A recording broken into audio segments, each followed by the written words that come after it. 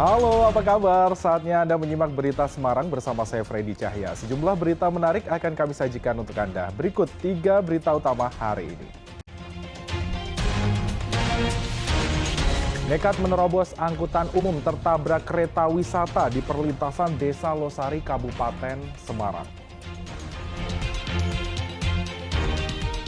Harga minyak goreng curah dan telur ayam di pasar tradisional Kota Semarang masih tinggi. Para santri dan warga lanjut usia di Pemalang mengikuti pelatihan budidaya lebah madu.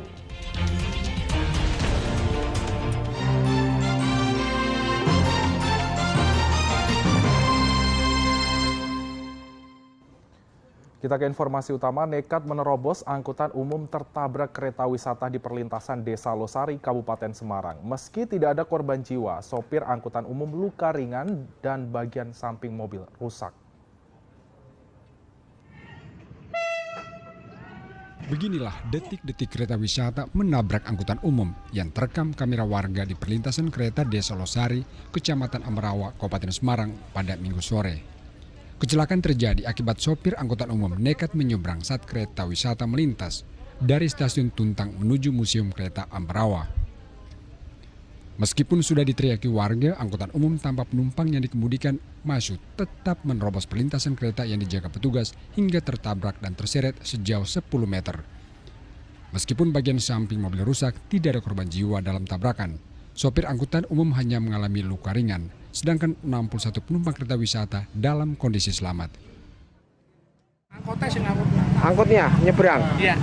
Terus angkutnya dari mana tuh? Dari atas ya? Keretanya dari? Timur ya? Terus ditabrak? Iya. Oh, berarti dia melanggar apa? Melanggar sebenarnya sudah di stop itu. Sudah stop ya? Iya. Nekat ya? Nekat. Angkutan umum dievakuasi kru kereta dibantu penduduk setempat. Setelah jalur kereta dinyatakan aman dari material, kereta wisata melanjutkan perjalanan menuju Museum Ambarawa. Yulianto melaporkan dari Kabupaten Semarang. Akibat air rob yang tinggi, sejumlah sungai di Kabupaten Pekalongan meluap hingga tanggul jebol. Luapan sungai sempat merendam permukiman warga di sejumlah wilayah. Ratusan warga desa Tegalwodo, Kecamatan Tirto, Kabupaten Pekalongan bergotong royong memperbaiki tanggul sungai yang jebol. Warga menambal tanggul dengan karung bekas diisi tanah guna mencegah luapan air sungai masuk permukiman. Jebolnya tanggul di beberapa lokasi disebabkan tingginya air rob. Kondisi tanggul yang masih menggunakan tanah juga tidak kuat menahan derasnya air. Luapan sungai sempat merendam permukiman di sejumlah wilayah seperti Tegalwodo, Mulyorejo, dan Karangjompo dengan ketinggian air sekitar 30 cm. Tadi mulai jam 2, terus? jam 2 nyampe jam 4 itu air Udah naik tinggi. Nah, terus jam ini 5 agak turun. Ini air masuk kampung, Pak? Iya masuk kampung. Awalnya itu malah jebol itu. Oh, tanggulnya jebol. Iya. Selain Sungai Meduri yang meluap dan merendam permukiman warga, debit Sungai Bremi dan Sungai Loji juga terpantau tinggi. Kuncoro Wijayanto melaporkan dari Kabupaten Pekalongan. 10 calon haji di Klaten menunda keberangkatan pada awal Juni 2022. Jatah kuota mereka digantikan orang lain dari porsi cadangan. Menjelang pelaksanaan ibadah haji awal Juni 2022, ratusan calon jemaah mengikuti manasik di Klaten pada Senin siang. Manasik haji menjadi pembekalan bagi calon jemaah. Pada tahun ini total calon jemaah haji asal Klaten mencapai 493 orang. Sedangkan calon jemaah yang menunda keberangkatan haji ada 10 orang. Penundaan karena pertimbangan tidak bisa berangkat bersama suami atau istri. Keberangkatan mereka digantikan orang lain dari porsi cadangan. Ada 10 jamaah, tapi sudah tidak termasuk yang 493 itu. Ada 10 jamaah yang melakukan pernyataan tunda untuk menunda keberangkatan di tahun berikutnya.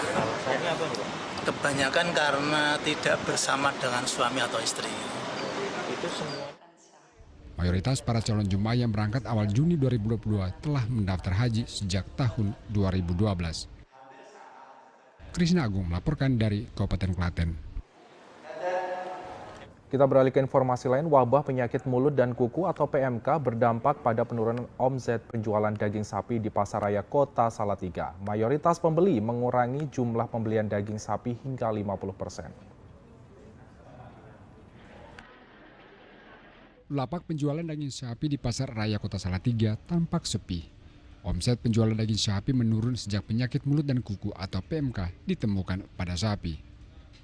Menurut para pedagang, wabah PMK mempengaruhi omset penjualan daging sapi. Pelanggan yang mayoritas pemilik warung makan dan pedagang bakso mengurangi jumlah pembelian 50%. Para pembeli khawatir PMK yang menyerang sapi bisa menular ke manusia sehingga takut membeli daging sapi. Harga daging sapi di Pasar Raya Salatiga turun setelah Lebaran.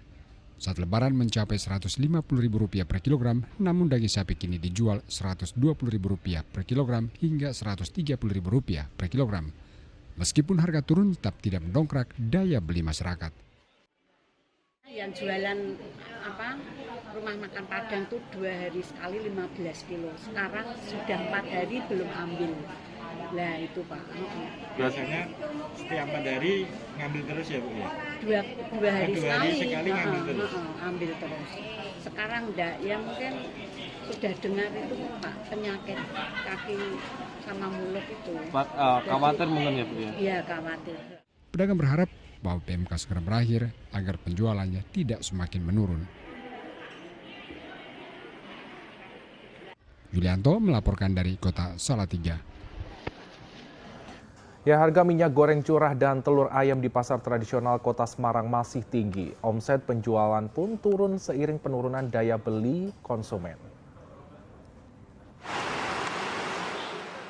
Harga minyak goreng curah di beberapa pasar tradisional di Kota Semarang masih tinggi atau tidak sesuai dengan harga eceran tertinggi yang ditetapkan pemerintah, yakni Rp14.000 per liter. Salah satunya di Pasar Bulu yang terpantau pada Senin pagi. Pedagang menjual harga minyak goreng curah kepada konsumen seharga Rp18.000 per liter. Kenaikan ini dipicu harga jualnya tinggi dari distributor ke pedagang, lebih dari Rp14.000. Ketiadaan operasi pasar sejak 2 bulan terakhir turut mengakibatkan harga minyak goreng curah mahal di pasaran.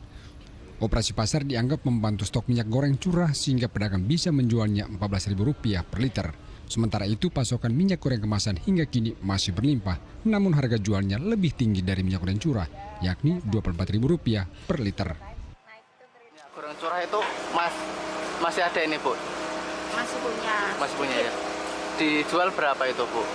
Ya kita kemarin kan ambilnya masih 14,5 ya, jualnya 18 paling murah. Jual untuk harga minyak yang kemasan itu 1 liter berapa Bu? Kemasan itu masih tinggi sih, 24. 24 ya itu. Kalau kebanyakan masyarakat beli yang mana Bu? Pilih yang curah atau kemasan? Ya kebanyakan kalau yang rumah tangga mereka pilih yang kemasan, soalnya kan. Selain minyak goreng curah yang mahal, harga telur ayam di Kota Semarang ikut naik. Di Pasar Peterongan, pedagang menjual telur ayam Rp28.000 per kilogram. Padahal sepekan sebelumnya harganya Rp25.000 per kilogram. Pedagang menduga kenaikan harga telur ayam imbas peningkatan harga pakan ternak. Tingginya harga telur mengakibatkan omset penjualan turun seiring penurunan daya beli konsumen. Apa ini Bu? Ini 27.500, umum biasa itu 28, 27. Berarti sampai 28 itu ya Bu ya telurnya? Ya, sekitar segitu. Ini mengalami kenaikan atau gimana ini Bu awal turun? Oh, udah naik sejak 1 minggu.